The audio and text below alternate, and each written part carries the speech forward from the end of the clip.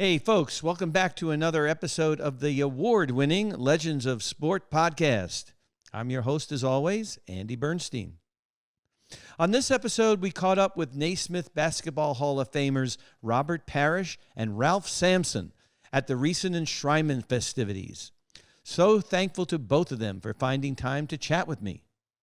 Robert Parish was a four-time NBA champion, 3 with the Boston Celtics and 1 with the Chicago Bulls.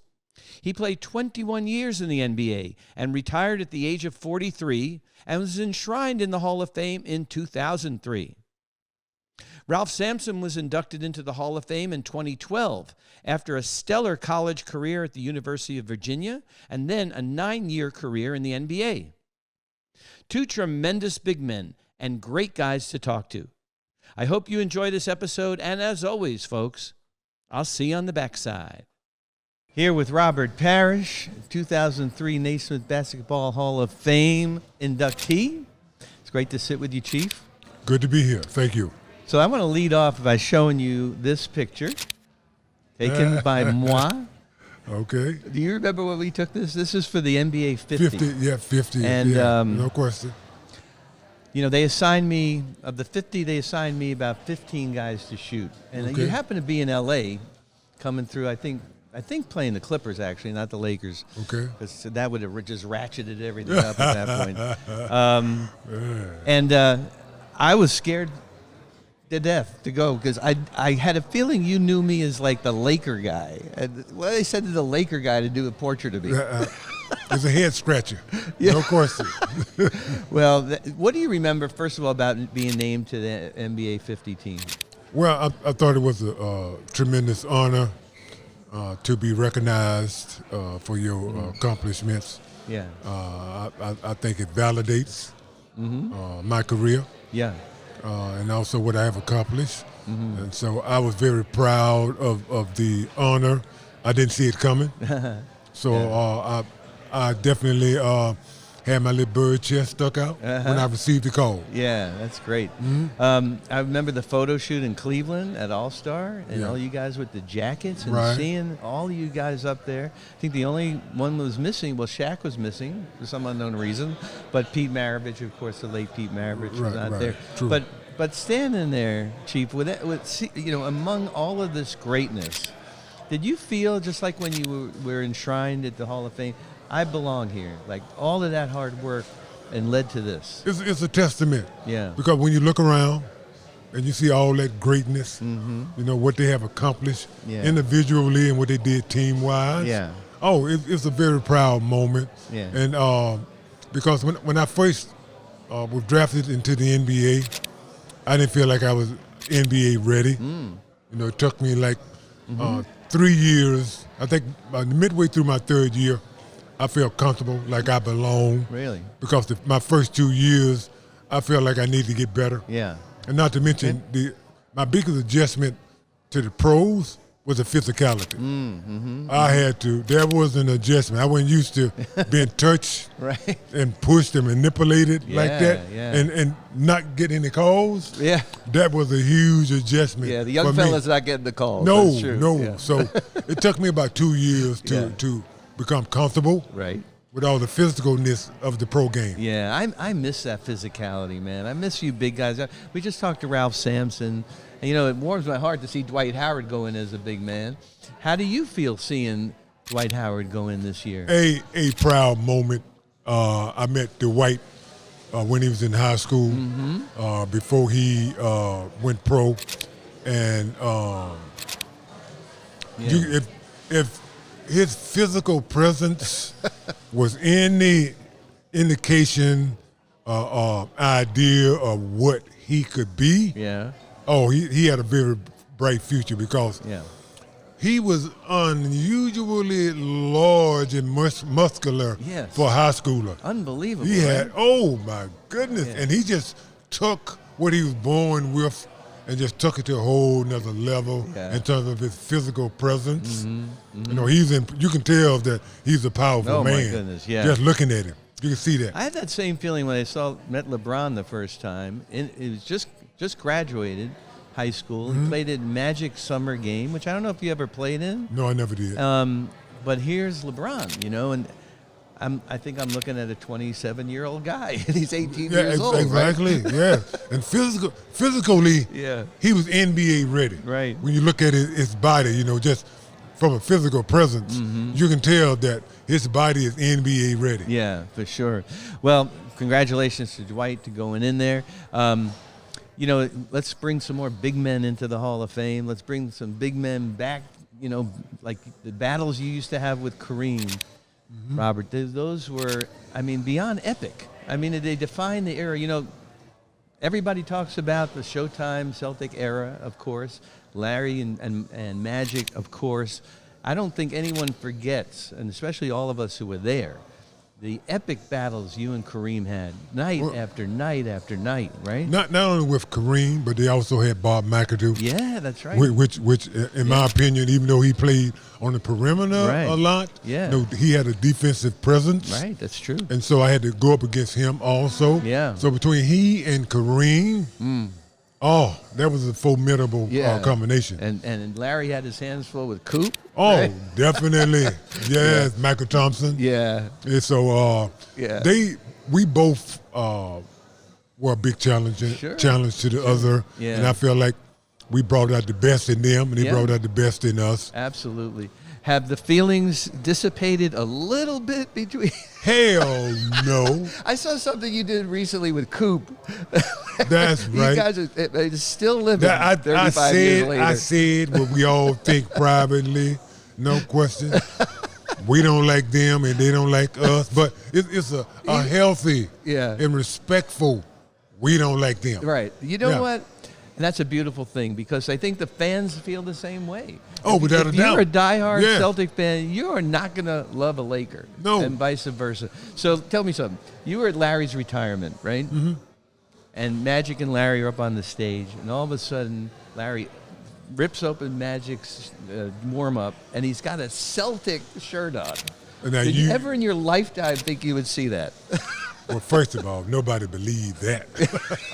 That Magic had been transformed into a Celtic fan. It was respect, though. But that's like I said, and not to mention, it gives a lot of credit to Magic. He got a sense of humor. Yes, yeah. To go along with the joke. Yeah. So you got to like that and respect that.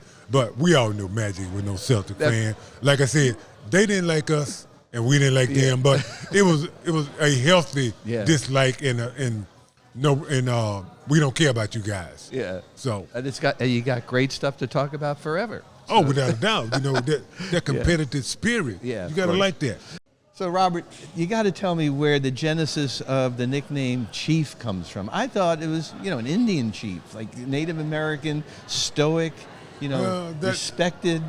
That's not right. That is one point of view, but it originated from the movie One Flew the Cuckoo Nest, starring Jack Nicholson. Yeah.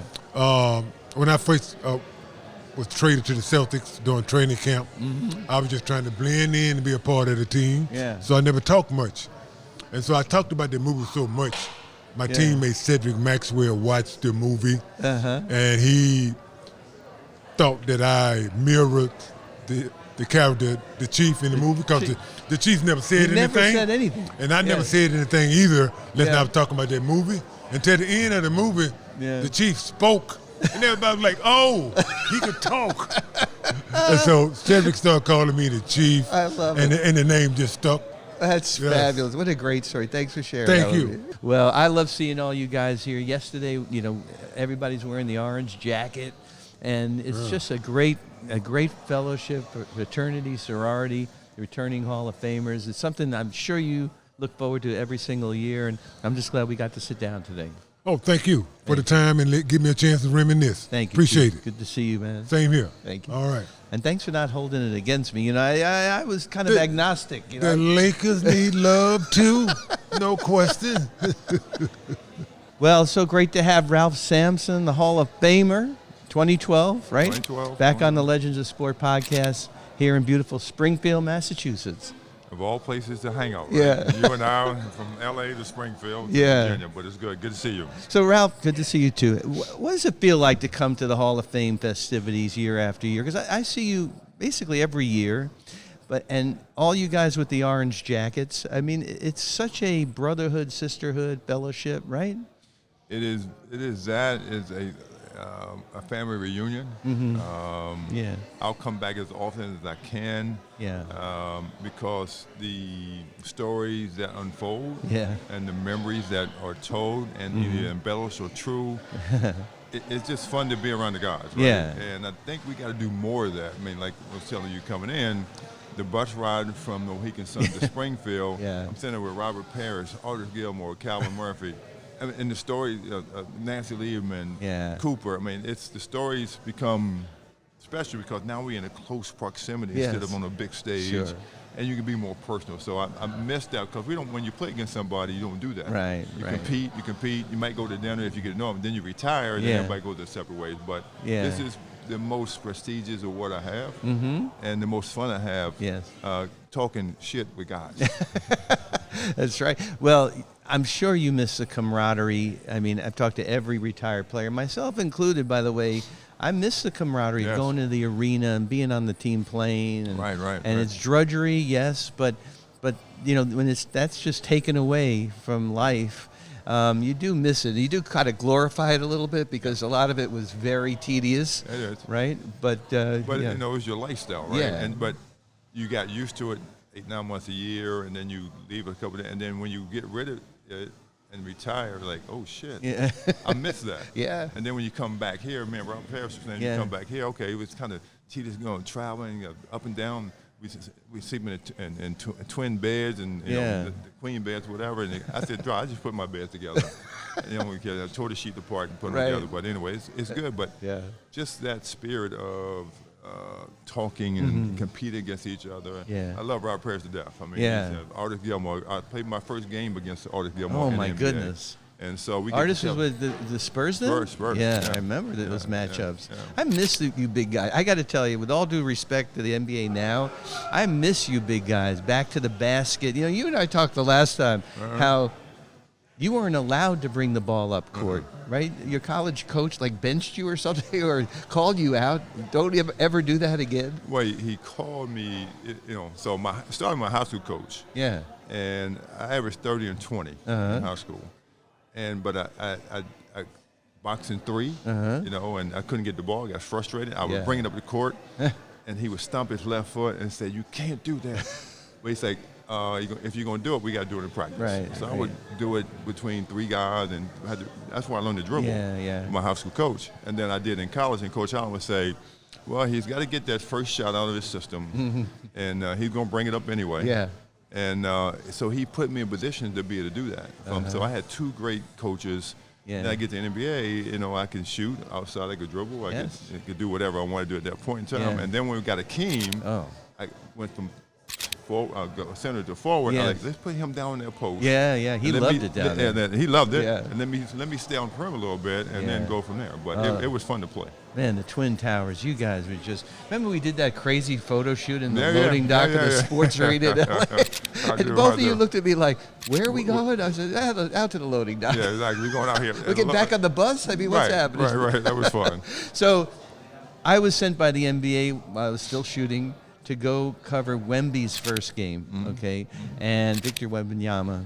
And I go down to San Antonio, and his first points were a 3-pointer. The guy's 7'5". And then I'm thinking about Manute Bol, but that was such a, novelty when Nelly used to have him shoot threes, right? I mean, can you, in your wildest imagination, think of shooting a 3 when you were playing? Did you ever shoot a 3, by the way? And, I need to go back and see the stats of how many threes I really shot. I guarantee you they shoot more in 3 or 4 games than I shot in my career. Oh, I bet. Maybe it's like a buzzer beater, something. Maybe, but I doubt that. But, so the game has changed, obviously, for the good or bad or whatever people's opinion may be. Wemby's going to be a great player, obviously. He's young. I know him through a friend of mine, Wally Walker, that his assistant is Wally Walker's assistant because she has fluid. So we talk to her a little bit every time. And if I see something, I'll text her because, his advantage or disadvantage is his height. And so when you're trying out there and guard a little guard at that height that he should not be doing, He's going to twist his knee. He Yeah. twist it. I love you, Ralph. Hey, boy, what's going on? What's going on? Photo bombing the Legends of Sport podcast. How you doing, man? I had to jump in and just tell you. I know that. How are you, No, man? you good. Anytime. Isiah Thomas. Isiah Thomas, Great. folks, if we didn't know. Yeah, yeah. Cameo appearance. Yeah, yeah. It's hilarious. Let's talk. Same high school class. No way. I didn't know that. Same. You were Dominique, number one Isiah. pick. No, same high school, 79. Wow, I didn't realize. Our high school class was the best ever. Who Clark else? Kellogg. Tell me who else. So me, Isiah, You, Zeke, yeah. Worthy, Clark Kellogg, Antoine Carr, Wow. Ray McCoy, Wow. Tim Andre. It was like 4 7-footers. That's insane. So go back and look at that. 'Cause, Did they have the McDonald's thing back then? They did. That you guys all Well, they competed had- with each other? so they had a McDonald's Classic, Capital Classic. Yeah. And I was supposed to be on the national team. Yeah. But I was so close to D.C. they didn't have enough players. Oh. So it was me, Derek Wittenberg, Yeah. Sidney Lowe, Uh-huh. Mike Tissall, Quentin Daly. Oh, boy. And we beat the national team with Isiah, Clark, Dominique, Wow. Tim Andre, Greg Kite. I mean, they had a whole bunch of guys. I got to see if there's footage of that. That's amazing. We need to find that for Yeah. sure. So last thing I want to talk to you about is Dwight Howard. He's getting inducted, enshrined. Will be tonight after this comes out. We'll all have seen his speech. I got a preview of his speech, which is wonderful. I mean, it runs the gamut of joy and gratitude, and talks about his journey and all that. What were your thoughts when you first saw Dwight play? Now, I don't know if you saw him in high school. I did. Okay. So I used to live in Atlanta, Georgia, and I Mm-hmm. saw him in high school. And it was, I forget the gentleman that we were talking about on the bus. Yeah. But it was Dwight and another guy that went to Kentucky. Uh-huh. And so Dwight was defensively superior. Yeah. Offensively, no, but the other guy was offensively superior. So that's the kind of battle of his Yeah. high school career Yeah. in Atlanta. But his body at that point in time was a man anyway. I know. And I don't know what he was eating, drinking, or sleeping, but most people should do it if they could. Yeah. But he was always physically tough. Yeah. And mentally tough. So it's good to see a 7-footer Yeah. that could play the game defensively. You know, you can't compare him to Bill Russell because I think he's the greatest ever. Compare him a little bit to you. Yeah, a little bit. He can Yeah. dribble a whole Yeah. lot and shoot outside, but he can move. Yeah. And he could do things Yeah. that most bigs couldn't do. That's so true. I appreciate the Hall inducting him, and Yeah. I'm sure he's going to be fun to watch in his speech. Oh, absolutely. So you big men have like a fraternity, right? We should. I We noticed should. that over the years. No, but you do, because like you all, it's just different. Like the guard, like the shooting guards and the point guards have a fraternity, Yeah, the yeah. power forwards. It's just interesting for me to see that, Yeah. how you guys sort of just all root for each other. You're rooting for everybody else, Absolutely. but it's a beautiful thing. It man. is. We talked about that on the bus as well. I was in the front row. I had Robert Parish Yeah. and I had Artis Gilmore. We had a little freaking Calvin Murphy. Oh, my goodness. Talking a lot of noise Right. on the bus, what Calvin always You're does like, because "Be he wants quiet, to be Calvin." a big guy. But be quiet, Calvin. Yes. But it was funny because Yeah. Robert Parish and his lady, we were talking about because we don't have to duck down and see people eye to eye. We can look at and see eye to eye, face. That's the only time we can do that. I right? love it. So I love instead it. of ducking, say hello from afar. Ralph, so great to see you, Thank catch you. up. Always Absolutely. a pleasure. We always have great conversations. Always, I love it. Anytime. And I used to just love going down and shooting you in Houston. You know, Billy Baptiste, my great Yeah, friend, oh my God, yes. used to show me a great time in You Houston. got a lot of pictures, I'm sure. Oh, the Yeah, best. One of the yeah. great guys That was ever. a good time, right? All right, man. Yeah. Take care. Thanks. Enjoy it tonight. So great to catch up with Naismith Basketball Hall of Famers Robert the Chief Parish and Ralph Sampson on this episode. I hope you all enjoyed the conversations. Thanks as always to our producer Carlin Barker and our editors Sean Gosser and Addison Shao. Thanks everyone for joining us for this episode of the podcast. You know how thankful we are to all our loyal followers. Please tell all your friends to subscribe to our YouTube channel, Legends of Sport, and our Instagram at Legends of Sport, and my photography can be found on Instagram at ADB Photo Inc. Folks, please check out the discount link in our social media to our good friends at Muggsy. We love Muggsy's clothes. And the discount link to our new friends at You Should, the best way you should protect your skin for work, play, and everyday life. Thanks again, folks. We'll see you next week on another great episode of the Legends of Sport podcast.